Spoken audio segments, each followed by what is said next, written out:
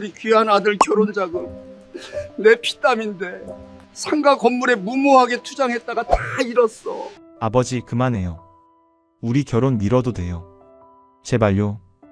66에 은퇴하고 35년을 회사만 보고 달려온 저는 그 한마디에 숨이 멎는 줄 알았습니다.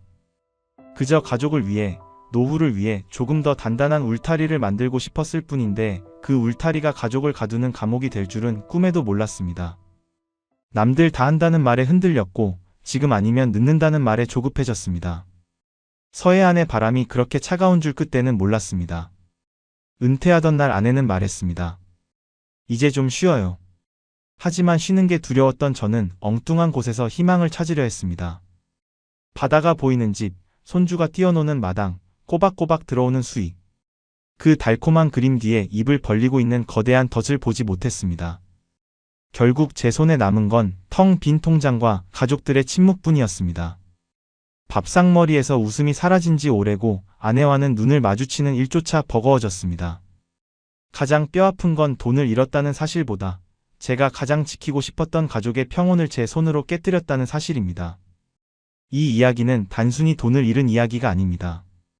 은퇴라는 거대한 파도 앞에서 방향을 잃은 한 가장의 참회록이자 욕심과 불안이 어떻게 평범한 가정을 무너뜨리는지에 대한 기록입니다.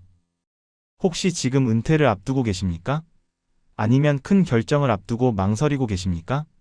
부디 제 이야기가 여러분에게 멈춤 신호가 되기를 바랍니다. 멈추는 것이 때로는 가장 큰 용기라는 것을 저는 너무 늦게 알았습니다. 은퇴하던 날 아침은 이상하게도 조용했습니다. 35년 동안 저를 깨우던 알람 소리가 울리지 않았는데도 저는 습관처럼 새벽 5시 반에 눈을 떴습니다. 침대 맡에 앉아 멍하니 창밖을 보는데 새벽빛이 서서히 밝아오는 그 풍경이 오늘따라 낯설게 느껴졌습니다. 어제까지만 해도 저 빛은 출근을 재촉하는 신호였는데 오늘부터는 그저 흐르는 시간일 뿐이었습니다. 부엌으로 나가 물 한 컵을 따라 마셨습니다. 물맛이 달라서가 아니라 내가 이제 출근을 하지 않아도 된다는 사실이 목구멍을 넘어가는 물처럼 차갑고 낯설어서였죠. 신발장 앞에서 잠깐 멈춰 섰습니다. 매일 아침 같은 시간에 같은 동작으로 넥타이를 매고 구두를 닫고 현관문을 열어 나가던 사람이었습니다. 구두코가 반짝이는데 그걸 신고 갈 곳이 없다는 사실에 가슴 한구석이 텅 빈 것 같았습니다. 현관문을 열 일이 없다는 게 이렇게나 무거운 일인 줄 몰랐습니다. 아내는 밥상을 차리면서도 말을 줄였습니다. 달그락거리는 그릇 소리만 유난히 크게 들렸습니다. 수고했어요. 국을 놓으며 던진 그 한마디가 고마우면서도 이상하게 허전했습니다. 예전 같으면 이제 여행도 좀 다니고 병원도 다니고 당신 하고 싶은 거 하며 살자 같은 말이 나왔을 텐데 그날은 서로 눈을 피했습니다. 우리 부부는 오래전부터 대화가 줄어들어 있었습니다. 아이들 크고 돈 벌고 집안일하고 그런 것들이 일상이 되면서 말이 줄었죠. 그런데 은퇴라는 건 말을 다시 늘려주는 일이 아니라 줄어든 대화를 더 또렷하게 보여주는 일이더군요. 밥상 위에는 침묵이 반찬처럼 놓여 있었고 숟가락이 그릇에 부딪히는 소리조차 눈치가 보였습니다. 아내는 묵묵히 밥을 먹었고 저 역시 국물만 떠먹으며 속으로 생각했습니다. 이제 하루 종일 이 사람과 집에 있어야 하는데 무슨 말을 해야 하나. 아들은 가끔 전화를 했습니다. 아버지, 요즘 괜찮으세요? 그 말 속에는 걱정이 섞여 있었지만 동시에 바쁜 숨도 섞여 있었습니다. 회사 일로 정신없는 아들에게 짐이 되기 싫어 저는 늘 그럼 잘 지낸다라고 답했죠. 그런데 어느 날 결혼 이야기가 슬쩍 나왔습니다. 상견례 날짜 잡을까요? 그 말이 나오자 제 머릿속은 갑자기 낭만적인 아버지에서 계산적인 가장으로 바뀌었습니다. 축의금, 혼수, 예식장, 신혼집. 요즘 서울 아파트 전세가 얼마라더라 하는 뉴스가 머리를 스쳤습니다. 아들이 요즘 전세도 어렵다는데 대출 좀 알아보고 있어요 라는 말을 덧붙이는 순간 제 속은 뜨거워졌다가 차가워졌습니다. 내가 아버지로서 뭘 해줘야 하지. 평생을 벌어왔지만 은퇴하고 나니 월급이라는 줄이 끊긴 상태였습니다. 퇴직금은 통장 안에 있었지만 그건 안전이라는 이름으로 가만히 묶어둔 돈이었죠. 그 돈을 헐어야 하나 아니면 내 노후를 위해 지켜야 하나. 그 갈등 자체가 부끄럽고 미안했습니다. 그러다가 어느 날 동네 선배에게서 전화가 왔습니다. 야, 김 부장. 아니 이제 백수인가? 너 은퇴했다며. 요즘 뭐하냐? 목소리는 여전히 씩씩했습니다. 현역 시절 저보다 먼저 퇴직해 사업을 한다던 선배였습니다. 그냥 집에 있지 뭐. 등산이나 가고. 제 목소리는 저도 모르게 기어들어갔습니다. 그랬더니 선배가 웃더군요. 집에만 있으면 사람 죽는다. 남자가 밖에 나가서 바람도 쐬고 눈도 돌려야지. 나 이번에 서해안 쪽에 땅 하나 보러 가는데 같이 가자. 바람 쐬러. 땅이라는 말에 제 귀가 번쩍했습니다. 땅은 어릴 때부터 언젠가는 오르는 것, 절대 배신하지 않는 것처럼 들려오던 말이었으니까요. 게다가 무료한 일상에 같이 가자는 말은 거절하기 힘든 유혹이었습니다. 주말에 선배의 차를 타고 서해안 쪽으로 나갔습니다. 고속도로를 달리며 차창으로 들어오는 바닷바람이 묘하게 설레게 했습니다. 여기 어때? 지금은 좀 허벌판 같아도 여기가 다 전원주택 단지로 바뀐단다. 계획이 다 나와 있어. 선배는 이미 몇 번 와본 사람처럼 자신있게 말했습니다. 길가에는 새로 난 포장도로가 보였고 멀리 바다가 반짝였고 곳곳에 개발 예정이라는 플래카드가 붙어 있어 왠지 모를 활기가 느껴졌습니다. 저는 그 순간 내 은퇴 이후를 상상했습니다. 삭막한 아파트를 떠나 작은 마당이 있는 집. 아침이면 바다 냄새를 맡으며 커피를 마시고 주말이면 아들 내외와 손주가 찾아와 뛰어노는 풍경. 아내는 텃밭에서 상추를 따고 저는 그 옆에서 호스를 들고 물을 뿌리는 모습. 그렇게 상상만으로도 굳어있던 마음이 풀리는 것 같았습니다. 그곳에 서 있는 것만으로도 제가 다시 무언가를 시작할 수 있는 사람처럼 느껴졌습니다. 집에 돌아오는 길, 선배는 계속해서 희망을 불어넣었습니다. 요즘 금리도 그렇고 은행에 넣어봐야 물가 오르면 손해다. 이런 거 하나 잡아두면 노후 걱정 없고 나중에 자식한테 물려줘도 되고. 일거양득 아니냐. 그 말이 제 가슴에 콕 박혔습니다. 자식에게 짐이 되기 싫다는 마음과 자식에게 뭐라도 남겨주고 싶다는 마음. 그 두 마음을 동시에 해결해줄 열쇠가 저기 있는 것 같았습니다. 집에 돌아오니 저녁이었습니다. 아내가 현관으로 나오며 묻더군요. 어디 다녀왔어요? 옷에서 흙냄새가 나네. 저는 잠깐 망설이다가 마치 대단한 비밀을 털어놓듯 말했습니다. 바다 쪽에 전원주택 단지 좀 알아보고 왔어. 선배가 괜찮은 데가 있다고 해서. 아내는 숟가락을 멈추고 저를 빤히 보더니 아주 짧게 말했습니다. 또 무슨 생각이에요? 그 말이 제 마음을 찔렀습니다. 또라는 말 속에는 제가 예전에 주식으로 혹은 친구 보증으로 아내 속을 썩였던 기억들이 고스란히 숨어 있었거든요. 하지만 저는 그날만큼은 지고 싶지 않았습니다. 은퇴하고 나면 남자는 자존심이 더 약해지면서도 더 세집니다. 내가 아직 쓸모있는 사람이다라는 걸, 내 판단이 틀리지 않았다는 걸 증명하고 싶어지니까요. 당신은 몰라. 세상이 변했어. 가만히 있으면 도태되는 거야. 우리도 준비해야지. 제 목소리가 저도 모르게 커졌습니다. 아내는 한숨을 푹 쉬며 부엌으로 돌아섰습니다. 그 뒷모습이 맘대로 해보세요 라고 말하는 것 같아 섭섭하면서도 오기가 생겼습니다. 그날 밤 저는 혼자 거실에 앉아 창밖을 보며 생각했습니다. 내 노후는 그냥 숨만 쉬며 살기엔 너무 길다. 아들 결혼도 시켜야 하고 앞으로 병원비도 들 거고 물가도 오를 거고 무엇보다 집안에서 아내와 말없이 마주 앉는 이 숨막히는 시간이 10년, 20년 이어진다고 생각하니 끔찍했습니다. 그때 제 마음속에서 작은 목소리가 속삭였죠. 뭐라도 해야 한다. 지금이 기회다. 그 작은 목소리가 나중에 우리 가족을 얼마나 큰 어둠으로 끌고 갈지 모르고 말입니다. 저는 스마트폰을 꺼내 오늘 찍어온 바닷가 사진을 다시 들여다보았습니다. 사진 속 바다는 평화롭기만 했습니다. 처음에는 그냥 알아보는 거였습니다. 요즘 말로 하면 구경만 하는 거죠. 하지만 구경이라는 건 마음에 불을 붙이는 행동입니다. 한번 불이 붙으니 꺼지질 않았습니다.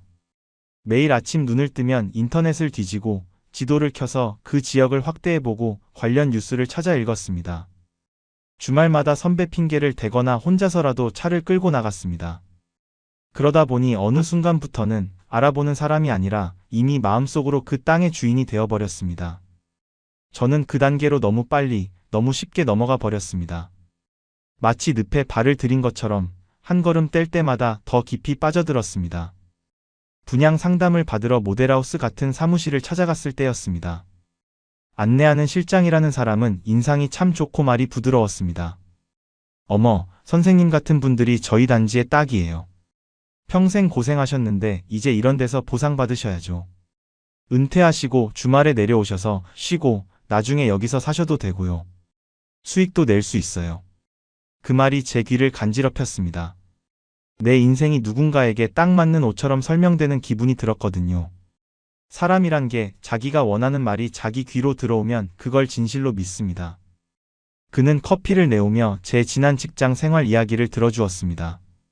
아유, 대기업 부장님까지 하셨으면 안목이 남다르시겠네요. 그 칭찬 한마디에 저는 무장해제가 되었습니다. 은퇴 후 쪼그라들었던 자존감이 펴지는 기분이었으니까요.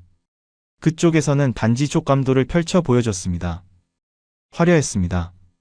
길이 시원하게 뚫리고 중앙에는 공원이 들어오고 커뮤니티 센터에는 수영장과 카페가 생긴다고 했습니다. 저는 그 촉감도 속에 제 가족을 억지로 끼워 넣었습니다. 아들이 결혼하고 나면 신혼부부가 주말에 와서 바베큐 파티를 하고 손주가 생기면 잔디밭에서 공을 차고 그런 그림이 영화처럼 펼쳐졌습니다. 아내가 좋아할 것 같은 꽃나무도 떠올랐습니다. 여기에 장미를 심으면 아내가 좋아하겠지. 그러니 현실적인 질문은 뒤로 밀렸습니다. 이게 정말 가능한가? 기반시설은 언제 들어오나? 같은 질문보다 이렇게 되면 얼마나 좋을까? 내가 여기서 어떤 삶을 살까가 앞섰죠. 이미 제 마음은 그곳에 집을 짓고 살고 있었습니다. 집에 와서 아내에게 조심스럽게 말을 꺼냈습니다. 식탁 위에 가져온 팜플렛을 슬쩍 올려두었죠. 당신, 우리 바닷가 쪽에 작은 집 하나 있으면 어떨까? 우리도 주말마다 내려가서 쉬고. 아내는 텔레비전을 보다가 눈을 돌리지도 않고 말했습니다. 그런 거 다 돈 있는 사람들이 하는 거예요. 송충이는 솔잎을 먹어야지. 저는 답답해서 목소리가 올라갔습니다. 돈이 있어야만 하는 건 아니지. 우리도 준비해서 남들 다 하는데 우리만 못할 게 뭐 있어. 그때 아내가 고개를 돌렸습니다. 그 눈빛이 아직도 기억납니다. 걱정과 분노와 체념이 한꺼번에 섞인 차갑게 식은 눈빛. 당신, 지금 우리가 돈이 남아 돌아요? 아들 결혼은요? 우리 늙어서 아프면 병원비는요? 퇴직금 그거 건드리면 우리 끝이에요. 저는 말문이 막혔습니다. 아내 말이 구구절절 옳았으니까요. 하지만 뒤로 물러서지 않았습니다. 옳고 그름의 문제가 아니라 제 자존심의 문제였기 때문입니다. 그래서 하는 거야. 가만히 있으면 돈이 줄기만 하잖아. 물가 오르는 거 안 보여? 은행 이자 몇 푼이나 된다고. 내가 다 생각이 있어서 그래. 아내는 한숨을 깊게 쉬고 다시 화면을 봤습니다. 마음대로 하세요. 언제는 내 말 듣고 했어요? 그게 대답이었습니다. 당신 마음대로 해라는 말은 허락이 아니었습니다. 포기였고 거리두기였고 앞으로 생길 일을 미리 막지 않겠다는 체념이었습니다. 그날 밤 아내는 안방으로 들어가 문을 닫았고 저는 거실 소파에 누워 천장만 바라봤습니다. 아내의 반대가 서운하면서도 한편으로는 오기가 생겨 더 뜨거워졌습니다. 내가 보란듯이 성공해서 당신 앞에 증명해 보일 거야. 그때부터 집안 공기가 달라졌습니다. 아내는 더 말을 줄였고 저는 더 혼자 움직였습니다. 혼자 움직이기 시작하면 사람은 더 쉽게 결정합니다. 누가 옆에서 잠깐만 그거 이상한데? 라고 잡아줄 사람이 없으니까요. 저도 알았습니다. 내가 지금 뭔가 큰 걸 향해 되돌릴 수 없는 강을 건너려 한다는 걸. 그런데 멈추면 내 은퇴가 실패한 것처럼 보일 것 같았습니다. 집에서 텔레비전이나 보는 뒷방 늙은이로 전락할 것 같았습니다. 그래서 더 열심히 서류를 챙기고 은행을 알아봤습니다. 마치 출근하듯이 말이죠. 결정적인 순간은 상담자가 던진 한마디였습니다. 며칠 뒤 다시 찾아갔을 때 그는 다급한 표정으로 말했습니다. 선생님, 고민하시는 사이에 좋은 자리 2군데가 나갔어요. 지금 남은 게 이쪽 바다 전망 자리 하나뿐인데 이것도 오늘 오후에 다른 분이 보러 오기로 했거든요. 지금이 아니면 늦어요. 요즘 사람들 움직이는 속도 아시잖아요. 그 말에 제가 흔들렸습니다. 은퇴한 사람에게 늦는다는 말은 치명적입니다. 이미 인생의 전성기가 지나 늦었다는 느낌으로 살고 있는데 기회마저 놓치면 정말 끝장인 것 같거든요. 이걸 놓치면 나는 영영 기회를 못 잡을지도 몰라. 그 조바심이 이성을 마비시켰습니다. 그날 집에 돌아오는 길에 저는 핸들을 꽉 잡고 속으로 중얼거렸습니다. 이번엔 내가 잡아야 한다. 이번이 마지막 기회다. 그런데 그때부터 이상한 징조들이 보이기 시작했습니다. 계약을 마음먹고 다시 현장을 찾았을 때 단지 주변에 생각보다 빈 땅이 많다는 게 눈에 들어왔습니다. 듬성듬성 잡초가 자란 공터들이 보였고 주변 상권은 조용하다 못해 스산했습니다. 곧 들어옵니다라던 편의점 자리는 텅 비어 있었죠. 인근에 있는 비슷한 전원주택 단지에는 대낮인데도 사람 그림자가 없었고 밤이 되니 더 또렷했습니다. 창문이 어두운 집들이 길게 늘어서 있었습니다. 불 켜진 집이 10집 중에 한두 집 될까 말까 했습니다. 저는 차 안에서 그 어두운 창문들을 보면서도 애써 생각을 밀어냈습니다. 저건 저기고 여긴 다를 거야. 여긴 브랜드가 다르잖아. 위치가 더 좋잖아. 사람은 자기 돈을 넣을 생각을 하면 눈앞의 위험 신호를 스스로 지워버립니다. 불안함이 올라올 때마다 촉감도의 화려한 그림을 떠올리며 덮어버렸습니다. 그렇게 저는 제 눈을 가리고 절벽을 향해 걸어가고 있었습니다. 처음 계약서를 쓰던 날 손이 미세하게 떨렸습니다. 볼펜을 쥔 손가락 마디마디에 힘이 들어갔습니다. 떨리면서도 이상하게 기분이 좋았습니다. 도장을 꾹 누르는 그 순간 묵직한 손맛이 느껴졌습니다. 내가 아직도 수억 원짜리 계약을 할 수 있는 사람이라는 증거 같았거든요. 계약서에 이름을 쓰고 인주 묻은 도장을 찍는데 그 종이 한 장이 내 인생을 송두리째 바꿀 문서라는 걸 알면서도 마음 한쪽에서는 이제 시작이다. 드디어 나도 내 땅을 갖는다라는 흥분이 올라왔습니다. 가슴이 벅차오르는 것 같기도 하고 두근거리는 것 같기도 했습니다. 옆에 있던 선배는 제 어깨를 툭 치며 말했습니다. 잘했어, 김 부장. 남자가 칼을 뽑았으면 무라도 썰어야지. 이런 건 타이밍이야. 넌 운이 좋은 거야. 저는 억지로 웃었습니다. 형님 덕분이죠. 그 웃음 속에는 자신감이 반, 불안이 반이었습니다. 그런데 이상한 일은 그 다음부터 벌어졌습니다. 계약을 하고 계약금을 넣고 나니 주변 사람들이 갑자기 다 친절해지는 겁니다. 상담자는 매일같이 전화로 안부를 물으며 선생님, 오늘 날씨가 참 좋네요.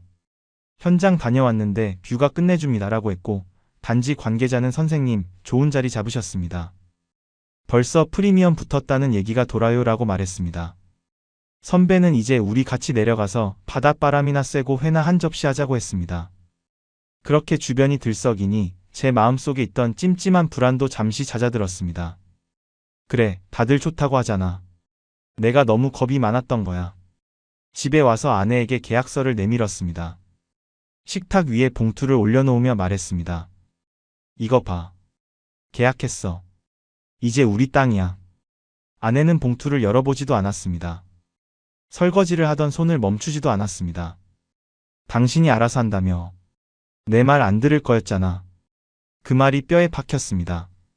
제가 원하던 건 당신 정말 대단해. 고생했어라며 함께 기뻐하는 얼굴이었는데 돌아온 건 차가운 등과 단절이었습니다. 하지만 저는 그 단절을 인정하고 싶지 않았습니다. 아내 뒤에 대고 말했습니다. 아니, 우리 같이 보자. 나중에 여기서 우리 노후도 보내고 애들도 오고 당신 좋아하는 꽃밭도 만들 수 있어. 아내는 물을 세게 틀며 말을 끊었습니다. 나중에 얘기해요. 머리 아파. 그날 저녁 밥상에서 우리는 거의 말하지 않았습니다. 숟가락 부딪히는 소리만 났고 텔레비전 뉴스 소리만 앵앵거렸습니다. 그 숨막히는 조용함이 제가 쓴 계약서의 붉은 도장보다 더 무섭게 느껴졌습니다. 하지만 저는 멈추지 않았습니다. 이미 멈출 수 없었습니다. 중도금 날짜는 다가오고 있었고 저는 퇴직금 통장뿐만 아니라 연금 저축, 보험 약관 대출까지 알아보고 있었습니다. 그 뒤로 전원주택 단지 이야기를 꺼내면 아내 얼굴이 굳어지는 걸 알면서도 저는 혼자서라도 즐거운 상상을 계속했습니다. 핸드폰 배경 화면을 단지 촉감도로 바꾸고 수시로 들여다봤습니다. 내가 이걸 성공시키면 아내도 마음을 열겠지. 그때는 고맙다고 하겠지. 그게 제 마지막 희망처럼 느껴졌습니다. 은퇴한 남자가 가장 두려워하는 건 돈이 줄어드는 게 아니라 가족에게서 자신의 존재 의미가 사라지는 겁니다. 저는 돈을 벌어다주는 가장으로서의 의미를 다시 찾고 싶었어요. 그게 사랑받는 길이라고 착각했습니다. 공사가 시작되고 현장 사진이 문자로 왔습니다. 포크레인이 흙을 다지고 기초 콘크리트를 붓고 길을 내는 모습. 사진 속 현장은 분주해 보였습니다. 저는 그 사진을 확대해서 보며 혼자 웃었습니다. 봐라, 진짜 진행되고 있잖아. 사기가 아니야. 그런데 사진을 자세히 보면 분주한 건 현장 아주 일부뿐이었습니다. 사진 프레임 밖, 다른 쪽은 여전히 황량한 빈 땅이었고 여기저기 잡초가 무성했습니다. 하지만 저는 그런 걸 못 본 척했습니다. 보고 싶은 것만 봤습니다. 성공에 필요한 건 믿음이라는 말, 그 말을 너무 믿어버렸죠. 의심하는 순간 모든 게 무너질 것 같아서 의심을 억누르고 믿음을 키웠습니다. 그러던 어느 날 아들이 집에 왔습니다. 결혼 준비로 바빠 한동안 뜸했는데 얼굴이 많이 야위어 있었습니다. 거실에 앉아 과일을 먹는데 아들이 조심스럽게 물었습니다. 아버지, 요즘 뭐 하세요? 어머니가 걱정 많이 하시던데. 저는 반갑게 말했습니다. 아, 나 투자한 거 있잖아. 서해안 쪽 전원주택 단지. 그거 지금 공사 잘 되고 있어. 그거 잘 되면 내 결혼할 때도 좀 보태고 나중에 너희 내려와서 쉬기도 좋고. 신이 나서 떠드는데 아들 표정이 점점 어두워졌습니다. 아들은 제 말을 끝까지 듣지 않고 잘랐습니다. 아버지, 그거 위험한 거 아니에요?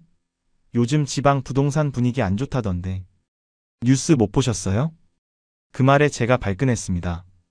자식에게 훈계 듣는 기분이 들어 자존심이 상했습니다. 너는 뭘 안다고 그래? 아버지가 35년 동안 회사 다니면서 돈만 벌었겠냐? 다 보는 눈이 있고 경험이 있어. 그리고 내 친구 김 사장도 같이 했어. 목소리가 높아졌습니다. 아들은 입술을 깨물고 잠시 침묵하더니 작게 말했습니다. 경험이 있다고 다 되는 게 아니잖아요. 요즘은 다르다면서요. 제 친구 아버지도 기획부동산 비슷한 거에 당하셔서.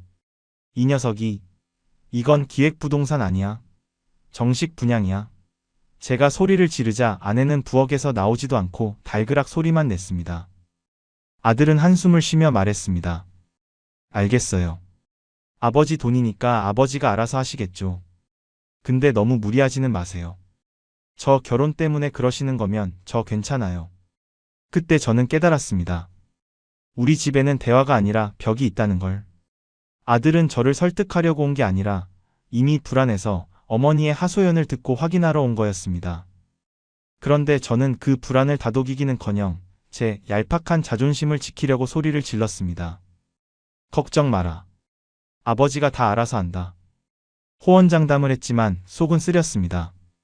그날 아들이 돌아간 뒤 거실에 혼자 남아 저는 텔레비전도 켜지 못했습니다. 벽시계 소리만 들렸죠. 똑똑똑. 그 소리가 마치 늦었다라고 말하는 것 같았습니다. 아들의 뒷모습이 자꾸 눈에 밝혔습니다. 내가 지금 잘하고 있는 건가? 하지만 이미 멈추기엔 너무 멀리 와버렸다는 생각이 저를 짓눌렀습니다. 시간이 지나면서 기다리던 좋은 소식은 오지 않았습니다. 계절이 바뀌고 해가 바뀌었지만 공사는 더디기만 했습니다. 진행된다고는 했지만 막상 주말에 현장에 가보면 인부들이 몇 명 보이지 않았습니다. 덤프트럭이 서 있기는 한데 움직이지 않았고 포크레인은 며칠째 같은 자리에 멈춰 있는 것 같았습니다. 도로는 끝까지 뚫리지 않아 흙길인 채로 남아 있었고 단지 입구에는 화려하게 걸려있던 분양 중이라는 현수막이 바람에 찢겨 펄럭이고 있었습니다. 색이 바랜 현수막이 처량해 보였습니다. 저는 그 모습을 보면서도 옆에 있는 선배에게 애써 웃으며 말했습니다. 원래 이런 건 시간이 좀 걸려. 기초 공사가 중요하잖아. 하지만 속은 타들어갔습니다. 입안이 바싹바싹 말랐습니다. 가장 큰 변화는 전화였습니다. 처음에는 그렇게 상냥하고 친절하던 사람들이 점점 전화를 받지 않기 시작했습니다. 하루에도 몇 번씩 전화해 식사하셨냐 묻던 상담자에게 전화를 걸면 신호음만 길게 가다가 지금은 전화를 받을 수 없습니다. 라는 멘트로 넘어갔습니다. 어쩌다 연결이 되면 선생님. 지금 회의 중이라서요. 제가 다시 걸게요 하고는 끊어버렸습니다. 그리고 다시 걸려오는 전화는 없었습니다. 단지 관계자는 본사 승인이 늦어져서요. 자재 수급이 좀 어려워서요 라며 핑계만 댔습니다. 확인해보고 연락드리겠습니다 라는 말은 거짓말이었습니다. 저는 그럴 때마다 불길한 기분이 목구멍까지 차올랐습니다. 사람이란 게 일이 잘 될 때는 전화가 먼저 오고 일이 안 될 때는 내가 전화를 해야 합니다. 그리고 내가 전화를 해야 하는 순간부터 이미 힘의 방향이 바뀐 겁니다. 나는 매달리는 사람이 되고 그들은 피하는 사람이 된 거죠. 아내는 제가 거실에서 전화를 붙잡고 안절부절 못하며 왔다 갔다 하는 걸 말없이 지켜봤습니다. 베란다 창밖을 보며 통화하다가 화를 내고 다시 사정하듯 말하는 제 모습을 다 보고 있었겠죠. 그러다가 어느 날 아주 조용히 한마디를 했습니다. 당신 밤에 잠은 자요? 저는 흠칫 놀라며 고개를 끄덕였습니다. 자지. 왜 안 자? 아내는 덤덤하게 다시 말했습니다. 안 자는 얼굴이야. 눈이 퀭해. 그 말이 이상하게 아팠습니다. 아내가 걱정하는데도 그게 따뜻한 걱정이 아니라 차가운 거리로 들렸기 때문입니다. 당신이 알아서 한다며라는 말이 환청처럼 머릿속에 맴돌았고 아내의 눈빛은 당신 일이니까 당신이 책임져 나한테 피해주지 마라고 말하는 것 같았습니다. 저는 도둑이 제 발 저린 것처럼 괜히 퉁명스럽게 대꾸했습니다. 걱정 마. 다 잘 되고 있어. 신경 끄고 당신 할 일이나 해. 아내는 입을 다물어 버렸습니다. 그때부터 집안은 절간처럼 더 조용해졌습니다. 예전에는 밥상에서 뉴스 보며 한두 마디라도 했고 아들 험담이라도 했는데 이제는 밥상에서 아무 얘기도 하지 않았습니다. 씹는 소리조차 미안할 지경이었습니다. 아내는 식사를 마치면 바로 그릇을 치우고 설거지를 했고 저는 숟가락을 내려놓자마자 도망치듯 거실로 나왔습니다. 텔레비전 소리가 방 안의 공기를 채웠지만 그건 대화가 아니었습니다. 그냥 빈 공간을 채우는 소음이었죠. 우리는 같은 공간에 있었지만 서로 다른 행성에 사는 사람들 같았습니다. 저는 소파에 누워 텔레비전을 보는 척했지만 사실은 핸드폰으로 공사 지연, 분양 사기 같은 단어를 검색하고 있었습니다. 그리고 어느 날 선배가 전화를 했습니다. 늘 자신만만하던 목소리가 아니었습니다. 술에 취한 듯 혀가 꼬여 있었고 목소리는 가라앉아 있었습니다. 야, 김 부장.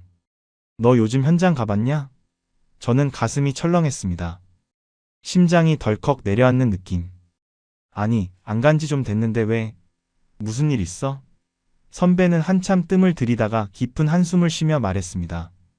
뭔가 이상해. 분위기가 심상치 않아. 사무실도 닫혀 있는 것 같고 소문이 안 좋아. 그 한마디가 저를 무너뜨렸습니다. 이상해라는 말은 문제를 확정해주지 않으면서도 제 머릿속에 온갖 최악의 시나리오를 그리게 했습니다.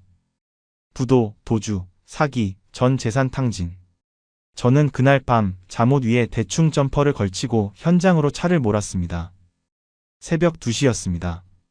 고속도로를 달리면서 손이 덜덜 떨렸습니다. 설마. 아닐 거야. 그냥 공사가 좀 늦어지는 걸 거야. 그렇게 입으로 소리 내어 스스로를 달래면서도 마음은 이미 지옥을 향해 달려가고 있었습니다. 내비게이션의 도착 시간이 줄어들수록 제 수명도 줄어드는 것 같았습니다.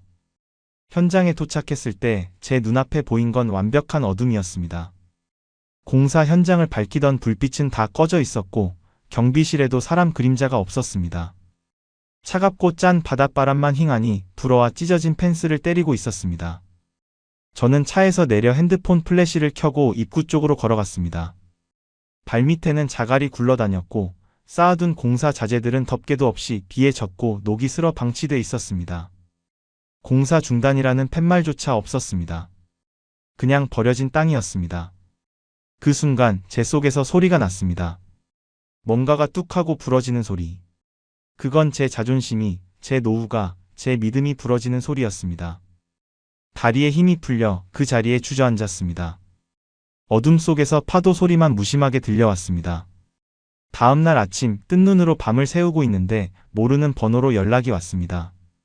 선생님, 잠깐 분양 사무실로 오셔야겠습니다. 비상대책회의가 있습니다. 목소리는 지극히 사무적이었습니다. 저는 그 사무적인 목소리가 더 무서웠습니다. 사람이 미안할 때는 목소리에 감정이 섞이고 떨리기 마련인데 사무적일 때는 감정이 없거든요. 감정이 없다는 건 상대방에게 내 사정을 봐줄 생각이 전혀 없다는 뜻입니다. 이미 그들에게 저는 고객이 아니라 처리해야 할 건수일 뿐이었습니다. 사무실에 갔더니 분위기가 완전히 달라져 있었습니다. 화려했던 모델하우스 조명은 일부만 켜져 있었고 바닥에는 흙먼지가 굴러다녔습니다. 예전에는 문을 열고 들어서면 따뜻한 커피를 내오며 반기던 실장들은 보이지 않았고 낯선 남자들이 서류 뭉치를 들고 앉아 있었습니다.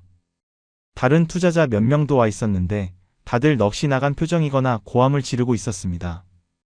사업이 예상과 다르게 흘러가서 자금 경색으로 인해 조정이 필요합니다. 책임자라는 사람이 건조하게 말했습니다. 저는 떨리는 목소리로 물었습니다. 조정이 뭐예요? 내 돈은요? 공사는 언제 다시 해요? 그 사람은 제 눈을 피하며 기계적으로 답했습니다. 일단 공사가 잠시 중단될 수 있습니다. 법적인 절차를 밟고 있으니 기다려 주십시오. 그 잠시라는 말이 제 귀에는 영원히로 들렸습니다. 기다려달라는 말은 포기하라는 말처럼 들렸습니다. 저는 참다가 목소리를 높였습니다. 멱살이라도 잡고 싶었습니다. 잠시가 언제까지예요? 나는 여기다 내 전 재산을. 말을 잇지 못했습니다. 목이 메어 소리가 나오지 않았습니다. 거기서 제가 한 번만 그 한 줄을 입 밖으로 꺼냈어야 했습니다. 그리고 저는 제 인생에서 가장 부끄럽고 참담한 고백을 그 자리에서 웅얼거렸습니다. 투자 13억, 손실 10억. 그 말을 하고 나니 제 목이 말라서 침도 삼켜지지 않더군요. 10억. 평생을 회사에서 상사 눈치 보고 야근하고 주말 반납하며 모은 돈. 아들 장가 보내고 우리 부부 병원비 하려던 그 돈이 연기처럼 사라졌다는 사실을 제 입으로 확인 사살한 겁니다. 사무실은 잠깐 조용해졌습니다. 하지만 그뿐이었습니다. 그 조용함 속에서 저는 뼈저리게 깨달았습니다. 이 사람들에게 제 10억은 피땀 흘린 내 삶이 아니라 그저 엑셀 파일 속 숫자일 뿐이라는 걸. 그들은 저를 위로하지 않았고 제 손을 잡지도 않았습니다. 그저 계약서 조항을 보시면 하며 절차상이라는 말만 반복했습니다. 절차상. 그 말은 사람을 지우는 가장 잔인한 말입니다. 당신의 고통과 눈물은 우리 절차 안에서 아무 의미가 없다는 뜻이니까요.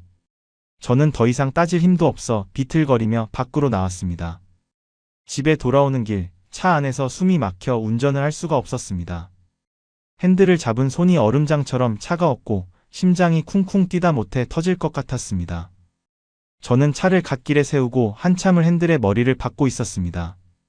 창밖으로 지나가는 차들이 쌩쌩 소리를 내며 빠르게 달렸습니다.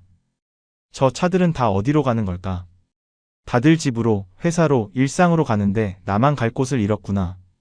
세상은 아무 일도 없는 것처럼 잘만 돌아가는데 제 시간은 거기서 멈춰버렸습니다. 죽고 싶다는 생각이 스쳤습니다. 하지만 죽을 용기도 없었습니다. 아내 얼굴이, 아들 얼굴이 떠올라 괴로웠습니다. 어떻게 운전했는지 모르게 집에 도착했습니다. 도어락 비밀번호를 누르는 손이 떨려 2번이나 틀렸습니다. 삑삑. 그 경고음이 저를 비웃는 것 같았습니다. 문을 열고 들어가자 거실에 아내가 앉아 있었습니다. 제가 들어오자 아내는 보던 텔레비전을 껐습니다. 뚝. 그 소리가 더 무서웠습니다. 텔레비전이 꺼지면 집안의 무거운 정적이 진짜로 들리니까요. 아내가 저를 쳐다보지도 않고 말했습니다. 무슨 일이야? 얼굴이 흑빛이네. 저는 신발을 벗지도 못한 채 현관에 서서 아무 말도 못했습니다. 입이 열리지 않았습니다. 무슨 말을 해도 변명이 될 것 같았습니다. 아내가 다시 고개를 돌려 저를 쏘아보며 물었습니다. 당신 무슨 일이냐고. 말해봐요. 그때 제가 겨우 아주 작게 말을 꺼냈습니다. 나 큰일 났어. 그 땅 공사 멈췄대. 돈 못 돌려받을 수도 있대. 아내는 한참 저를 보다가 비명도 지르지 않고 조용히 말했습니다. 얼마나? 저는 그 질문이 심장을 찌르는 칼처럼 느껴졌습니다. 아내는 감정이 아니라 사실을, 피해 규모를 듣고 싶었던 겁니다. 저는 고개를 푹 숙이고 떨리는 목소리로 말했습니다. 거의 다. 아내는 더 이상 묻지 않았습니다. 욕을 하거나 울부짖을 줄 알았는데 아내는 그저 멍하니 허공을 바라보았습니다. 그리고 아주 작은 목소리로 혼잣말처럼 중얼거렸습니다. 당신이 알아서 한다며. 내가 말렸잖아. 그 체념 섞인 말이 제 가슴을 갈기갈기 찢었습니다. 차라리 때려주지. 차라리 나가라고 소리치지. 그날 밤 우리는 같은 집에 있었지만 서로에게 닿지 못했습니다. 안방과 거실, 벽 하나를 사이에 두고 우리는 각자 지옥 속에 있었습니다. 방은 2개인데 마음은 천리 만리 더 멀어졌습니다. 그 후부터는 사는 게 아니었습니다. 하루하루가 버티기였습니다. 돈이 빠져나가는 속도는 눈에 보이지 않는데 삶이 무너지는 속도는 손으로 만질 수 있을 만큼 선명하게 느껴졌습니다. 아침에 눈을 뜨면 가슴 위에 커다란 돌덩이가 올려진 것처럼 답답했고, 밤에 누우면 천장이 무너져 내릴 것 같아 눈이 감기지 않았습니다. 잠깐 잠이 들면 꿈에서 누군가 문을 쾅쾅 두드렸습니다. 돈 내놔 하는 소리에 놀라 깨어 문을 열어보면 아무도 없고 차가운 바람만 불었습니다. 깨어나면 온몸이 식은땀으로 젖어 있었습니다. 우울증 약을 먹어도 소용이 없었습니다. 사람은 돈을 잃어서 죽는 게 아니라 희망이 없어서 죽어간다는 걸 그때 알았습니다. 아들은 어느 날 다시 찾아왔습니다. 어머니 전화를 받고 온 모양이었습니다. 현관에 들어서자마자 제 얼굴을 보더니 표정이 굳었습니다. 아버지, 왜 이렇게 말랐어요? 밥은 드세요? 저는 힘없이 웃으며 괜찮은 척했습니다. 나이 들면 입맛도 없고 그렇지 뭐. 괜찮다. 아들은 화가 난 듯 목소리를 높였습니다. 이게 나이 들어서 그래요? 도대체 무슨 일이에요? 어머니는 매일 우시고 아버지는 이러고 계시고. 그 순간 저는 아들에게 사실을 말할 용기가 없었습니다. 평생 강한 아버지, 해결사 아버지로 살고 싶었는데 이제 와서 실패한 늙은이의 모습을 보여주는 건 죽기보다 싫었습니다. 특히 결혼을 앞둔 아들에게 짐이 되기 싫었습니다. 아들이 제 손을 잡고 흔들었습니다. 그 손이 따뜻해서 눈물이 날 것 같았습니다. 아버지 말해요. 뭐가 문젠데요? 우리가 가족이잖아요. 저는 겨우 입을 떼었습니다. 그냥 투자가 좀 잘못됐다. 시간이 좀 걸릴 것 같아.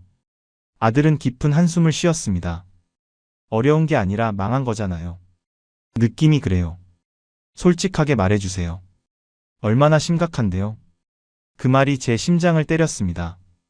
아들은 이미 알고 있었습니다. 아버지가 뭔가를 숨기고 있다는 걸, 그리고 그 숨김 때문에 아버지가 속으로 썩어 들어가고 있다는 걸. 아들은 잠시 말이 없더니 결심한 듯 조용히 말했습니다. 아버지, 제 결혼 미뤄도 돼요. 전세금 안 도와주셔도 돼요. 제가 알아서 할게요. 그러니까 제발 혼자 끙끙대지 마요. 아버지 쓰러지면 우린 정말 끝이에요. 그 말을 듣는데 억장이 무너졌습니다. 자식이 부모를 위로하고 희생하겠다고 나서는 장면은 부모에게는 감동이 아니라 가장 큰 형벌입니다. 내가 못나서 자식 앞길을 막았구나 하는 자괴감에 고개를 들 수 없었습니다. 아내는 그날 밤 며칠 만에 처음으로 저와 식탁에 마주 앉았습니다. 불 꺼진 부엌, 식탁 위의 작은 조명 아래서 우리는 서로의 얼굴을 똑바로 보지 못했습니다. 아내의 눈은 퉁퉁 부어 있었습니다. 아내가 갈라진 목소리로 말했습니다. 당신 나한테 왜 끝까지 말을 안 했어? 내가 그렇게 반대할 때 한 번이라도 솔직하게 말했으면. 저는 고개를 숙인 채 답했습니다.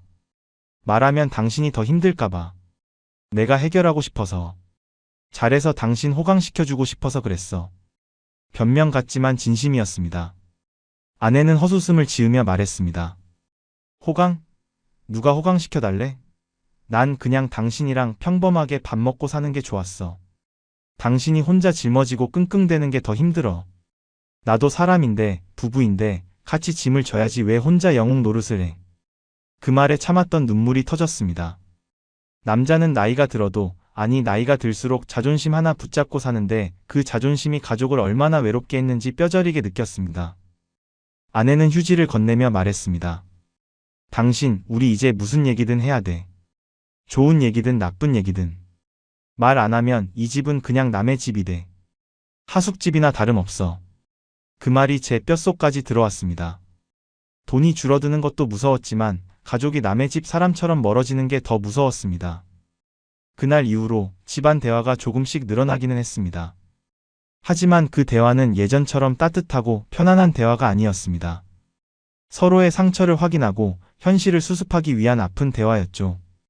변호사는 뭐라니? 대출 이자는 어떻게 막을 거야? 집을 줄여야 하나? 이런 말들이 오갔습니다. 때로는 서로를 탓하는 말도 나왔습니다. 그러게 내가 하지 말랬잖아. 당신이 좀 더 말리지 그랬어. 상처가 있는 사람끼리 대화하면 대화는 종종 칼이 됩니다. 그 칼에 베이면서도 우리는 대화를 멈추지 않으려 노력했습니다. 다시 침묵하면 영영 돌아올 수 없는 강을 건널 것 같았으니까요. 저는 밖에서는 여전히 괜찮은 척했습니다.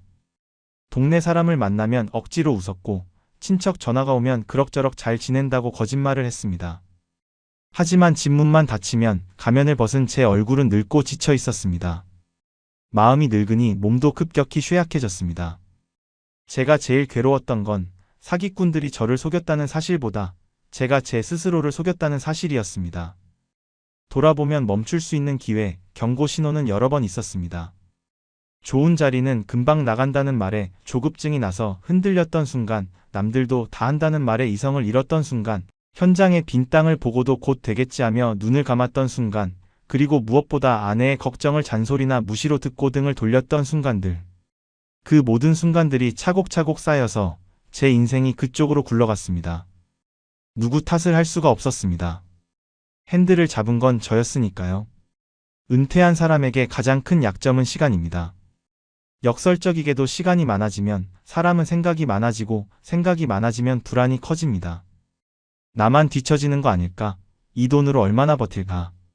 불안이 커지면 지푸라기라도 잡고 싶어집니다. 저는 그 붙잡을 것을 엉뚱하게도 전원주택 단지에서 찾았던 겁니다. 그건 냉철한 투자라기보다 제 인생의 공허함과 불안을 메우려는 감정적인 행동에 가까웠습니다.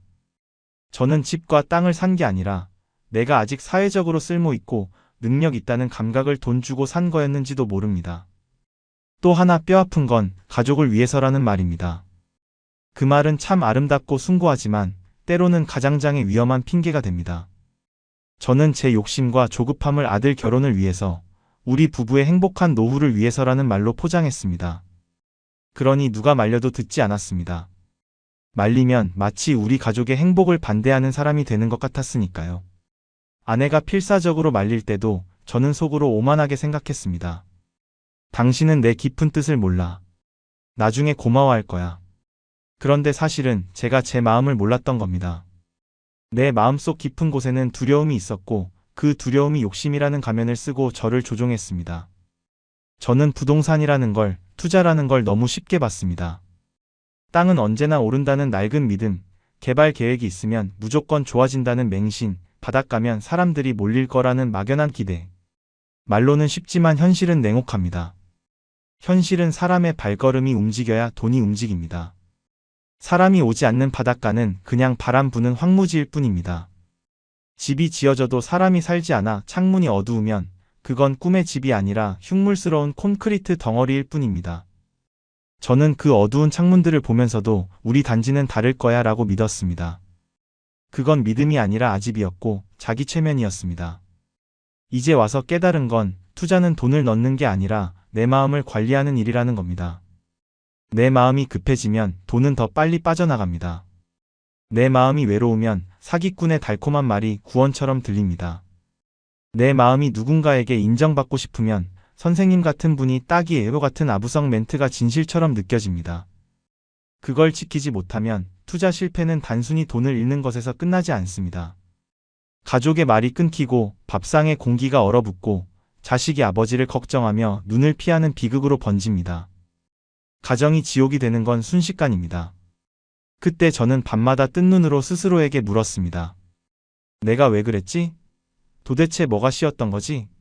그리고 또 물었습니다. 다시 그날로 돌아갈 수 있다면 나는 어디서 멈췄어야 하지? 그 질문이 너무 늦었지만 그래도 해야 했습니다. 그래야만 앞으로 남은 삶이라도 완전히 무너뜨리지 않고 지킬 수 있을 테니까요. 실패한 사람은 돈을 잃는 게 아니라 그 실패에서 아무것도 배우지 못할 때 진짜 끝나는 겁니다. 저는 늦게라도 아주 비싼 수업료를 내고서라도 그 배움을 붙잡고 싶었습니다. 그게 제가 할 수 있는 유일한 속죄였습니다. 지금 제 처지는 초라합니다. 10억이라는 돈은 신기루처럼 사라졌고 남은 건 대출 이자와 후회뿐입니다. 아들 결혼은 미뤄졌고 우리는 살던 아파트를 내놓고 더 작은 전셋집으로 이사갈 준비를 하고 있습니다. 하지만 제 하루는 예전보다 단순하고 명료해졌습니다. 아침에 눈을 뜨면 제일 먼저 하는 일이 스마트폰으로 통장 잔고를 확인하는 게 아니라 제 마음을 다잡는 겁니다. 오늘도 욕심내지 말자. 오늘도 감사하자. 통장은 이미 제 마음대로 되지 않는다는 걸 배웠으니까요. 대신 저는 아내와 밥을 먹을 때 아주 사소한 말이라도 먼저 꺼내려고 노력합니다. 오늘 국이 시원하네. 어제 잠은 좀 잤어? 다리는 좀 어때? 예전에는 별거 아닌 귀찮게만 여겼던 말들인데 지금은 그 말들이 우리 집을 간신히 붙잡고 있는 동아줄이라는 걸 압니다. 제가 이 끔찍한 일을 겪고 나서 뼈에 새긴 교훈들이 있습니다. 누가 보면 뻔한 말 같겠지만 그 뻔한 말을 지키지 않아서 인생이 뻔하지 않게 망했습니다. 첫째, 지금이 아니면 늦는다. 마지막 기회다라는 말은 99% 나를 흔들기 위한 상술이라는 겁니다. 진짜 좋은 기회는 내 발을 동동 구르게 만들지 않습니다. 둘째, 내 마음이 급할수록 무조건 한 번 더 멈춰야 합니다. 조급함은 판단력을 마비시키는 독입니다. 셋째, 가족이 반대하면 그건 방해가 아니라 가장 정확한 경고일 가능성이 큽니다. 나를 가장 잘 알고 나를 가장 아끼는 사람들의 육감을 무시하면 안 됩니다. 넷째, 남들도 다 한다는 말은 나에게 아무런 책임도 져주지 않습니다. 망할 때 남들은 도와주지 않습니다. 다섯째, 가족을 위해서라는 거창한 명분으로 내 욕심과 도박 심리를 포장하지 말아야 합니다. 가족이 진짜 원하는 건 대박이 아니라 평온한 일상입니다. 여섯째, 현장을 보고도 찜찜하거나 불편한 장면을 봤다면 절대 못 본 척 넘기지 마십시오. 나중에는 그 작은 불편함이 내 목을 조르는 올가미가 됩니다. 일곱째, 무엇보다 은퇴 후에는 돈보다 먼저 외로움과 자존감을 관리해야 합니다. 외로움이 커지면 사기꾼이 친구로 보이고 자존감이 낮아지면 칭찬 한마디에 전 재산을 겁니다. 혹시라도 다시 처음으로 돌아가서 누군가가 저에게 사장님, 여기 대박나는 전원주택 단지 투자해볼래요? 라고 묻는다면 저는 시작하기 전에 다음 5가지를 반드시 제 눈과 귀로 체크할 겁니다. 첫째, 내가 정말 그 동네에 사람이 오가는 걸 평일, 주말, 낮, 밤으로 나눠서 내 눈으로 확인했는가? 둘째, 주변에 불 꺼진 집들이나 빈 상가가 있다면 왜 그런지 동네 주민이나 부동산이 아닌 제3자에게 이유를 들었는가? 셋째, 계약서가 나에게 불리한 조항은 없는지, 만약 잘못됐을 때 내 돈을 돌려받을 수 있는지 전문가나 자식에게 꼼꼼히 읽어달라고 했는가? 넷째, 이 투자가 최악의 경우로 가서 돈을 다 날렸을 때 우리 가족이 어떻게 될지 가족들 앞에서 내 입으로 시뮬레이션해서 말해봤는가? 다섯째, 그리고 내가 그 일을 냉정하게 돈의 가치로 하는 건지 아니면 헛헛한 마음을 채우기 위해 하는 건지 스스로에게 정직하게 물어봤는가? 이 5가지 중 하나라도 아니오나 모르겠다가 나온다면 저는 절대 도장을 찍지 않을 겁니다. 얼마 전 아들이 이사 준비를 도우러 와서 제 손을 잡고 말한 적이 있습니다. 아버지, 돈은 다시 벌면 돼요. 정 안 되면 제가 모시면 되고요. 그러니까 제발 아버지 몸부터 챙겨요. 아버지 웃는 거 못 본 지 너무 오래됐어요. 그 말이 참 고맙고 또 참 미안해서 쥐구멍에라도 숨고 싶었습니다. 그래서 저는 이제는 아들에게 돈 얘기보다 마음 얘기를 하려고 노력합니다. 아버지가 그때 겁이 많이 났다. 늙는 게 무서워서 무리했다. 미안하다. 그 말을 처음 입 밖으로 꺼냈을 때 아들은 한참 아무 말도 하지 않고 제 어깨를 주물러 주더군요. 그리고 조용히 말했습니다. 아버지, 이제는 혼자 하지 마요. 우리 같이 해요. 그 한마디가 제가 잃어버린 10억보다 더 값진, 제가 다시 붙잡을 수 있는 유일한 희망이라는 걸 깨달았습니다. 마지막으로 이 말은 꼭 남기고 싶습니다. 자식이 이렇다면 말려주십시오. 자식이 아버지, 그거 이상해요. 하지 마세요 라고 말할 때 그 말은 건방진 불효가 아니라 부모를 지키고 싶은 사랑일 수 있습니다. 우리 세대는 사랑을 말로 표현하는 걸 잘 못 배웠습니다. 대신 돈으로, 집으로, 땅으로 책임지려 했습니다. 그런데 때로는 그 돈으로 책임지려는 무리한 마음이 가족을 더 깊은 수렁으로 밀어넣고 아프게 만들기도 합니다. 자식의 만류를, 아내의 걱정을 잔소리로 듣지 마세요. 그건 당신을 살리려는 생명줄입니다. 혹시 이 글을 읽으시는 분들 중에 은퇴 후에 나도 뭔가 보여줘야 한다. 이대로 늙을 순 없다는 마음 때문에 큰 결정을 앞두고 계신 분이 있나요? 그 마음이 단순한 노후 준비인지 아니면 불안해서 오는 조급함인지 혹은 채워지지 않는 욕심인지 여러분은 그 미묘한 차이를 어떻게 구분하고 계신지 댓글로 한번 들려주실 수 있을까요? 여러분의 지혜가 또 다른 누군가의 실수를 막을 수 있을지도 모릅니다.